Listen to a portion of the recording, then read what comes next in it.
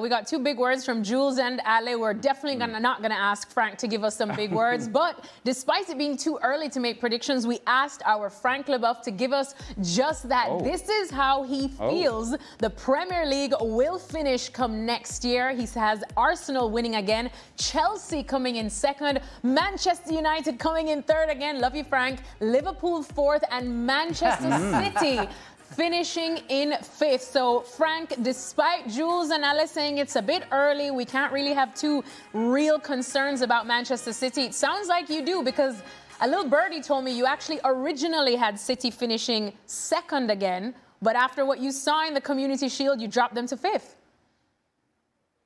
Exactly. We are judging on one game, present time, and according to the guys, what they said, Manchester City are not ready. They are missing players. Some are not fit. I don't see Gueye on the bench. I see maybe Gueye instead of Guardiola. Guardiola maybe somewhere else. For sure, Anderson wasn't ready. I don't even talk about Alan, who was a ghost. So they're not ready. I played 2 Community Shield. I never thought that was a friendly game. That was a preseason game. That's not a preseason game. When you are 1 week away from the beginning of the Premier League, it's not a friendly game. It's a game you have to win because fans are coming to Cardiff to see you playing. And it's not a friendly game because you have to win, because you're going to be judged. And that's what we got to do. What we are seeing right now is Arsenal are spot on. City, they're not ready. So they're going to lose points at the beginning of the season, which makes me think that can be unbearable for the fans, can be impossible to catch up for the players and the Maresca. I cannot be positive. I thought that we could be second, and it's what I thought before the game. But after the game, I say, well, how long is it going to take them to be finally ready? Maybe, as Jules said, new players going to come in the middle of the park, where we know it's very important. So, therefore, it's impossible for me to see City before the 5th. I don't know what's going to happen to Chelsea, Manchester United, your lovely club, or Liverpool, because they are in doubts too. But we are judging in the present time, and we saw a game where Arsenal are ready, and if it carries on like that, they're going to win the Premier League, and a team so far away from them. So it would have been, for me, kind of outrageous to say that they're going to finish second, because it's so far away from there. So it's why I say 5th. All right. Jules, I know you have a lot of respect for Frank as your fellow Frenchman, and he gave you that 98 World Cup, but what do you make of his early Premier League predictions? I think it's difficult because, like we've been saying, and Frankie just said it too, some of those teams are not ready. Their squads are not complete yet. There will be new arrivals. There'll probably be some departures too. And it's really hard to judge and to gauge where everybody will be at in September, for example. So I think we always have a bit of fun with those predictions, but they're always very difficult to give early August, for example. So I can get his point completely about City.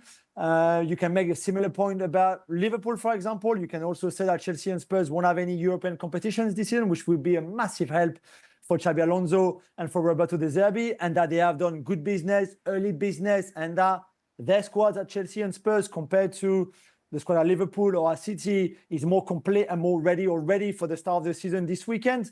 So all of this is completely understandable. I would still have City higher than 5th, but it's also a transition season that can well see them a bit struggling for sure. I have a housekeeping question. General question, really, not just for Frank, but really for the producer of the show. Are we allowed to not have a pick for Player of the Year? Because Frank apparently was too good for it and said he doesn't care. We are always asked to do this, and there's a demand for us to come up with answers. So there's a preferential treatment for Frank as to he doesn't have to make a choice. Is this how it works? He has won a World Cup, so I think that's it. Apart. Yeah. I made a choice. And I was polite. I was polite when I said that, because I don't give a stuff like Craig Burley would say. You know, I don't and you know me, I don't like the Ballon d'Or, I don't like the Player of the Year, and I put the top scorer, which is already a big time for me. But really, the Player of the Year, who cares? Stop asking me that. I don't want to answer to that, and Well, if you have to break my contract because I don't give an answer to that question, I'm very sorry, but I will have to go. No, I don't. We're in a democracy. Okay, None of us have that power to break a contract. Right. Frank. And if we're going to break the contract for any reason, it's for the fact that you actually just put yourself in the same category as Craig Burley. So if that's where you want to be, that's on you, Frank. That's on you.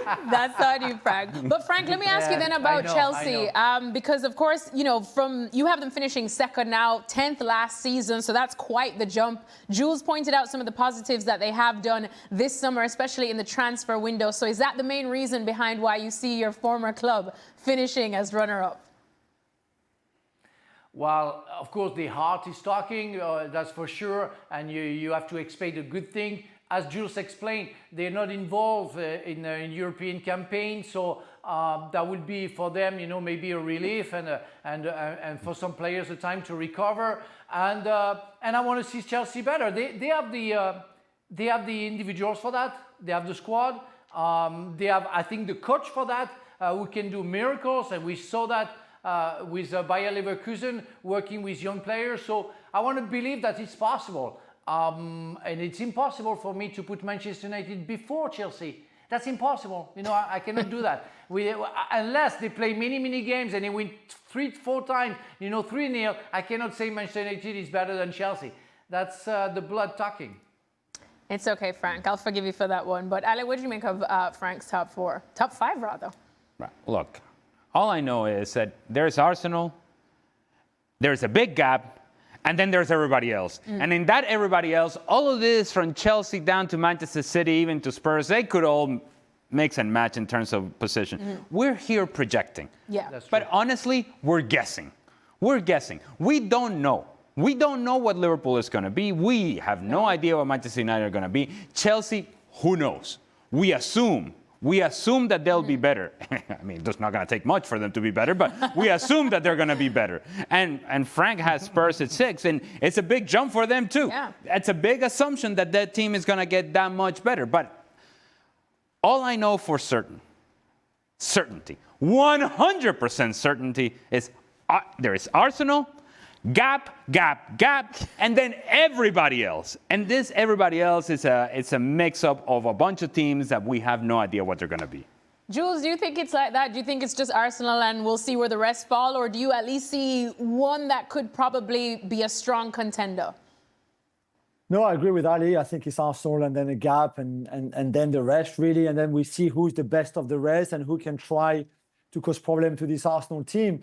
On the day, anything is possible. We know that in football, whatever league, whatever club you follow, everything. There's a very early Arsenal away at Villa, for example. There's a very early Arsenal-Chelsea at the Emirates as well. All those 2 games in the first 3 weeks of the season. So we will know quite quickly if Chelsea or Villa, for example, are able to compete with Arsenal certainly early on. But it's the consistency over the 38 games. And even without William Saliba, who is arguably Arsenal's most important player, let's say, who is out probably until December, even without him, so even without their best player, they're still clearly above everybody else. So it will take something quite strong for somebody else to be able to push them and compete for very long this season. But I think over the season, if they don't do anything silly, the consistency will be too strong for anybody else to follow. So yeah, I agree. I think they are too strong right now. But then through the season, with the Champions League, with everything else, let's see who else can push them and try to compete with them. Dare I say, Arsenal are looking very much like Bayern Munich. Ooh. And dare I say, the Premier League is looking very much like Bundesliga. It's been decided before it even started. I'm just telling you. I feel like you miss Bundesliga. Oh, well, it's coming back, Ale. I'm just letting you know that's how strongly I feel about Arsenal, and then everybody else. Ale also was the recipient of a signed Bayern Munich shirt today, so that's why he had to give Bayern a little shout out.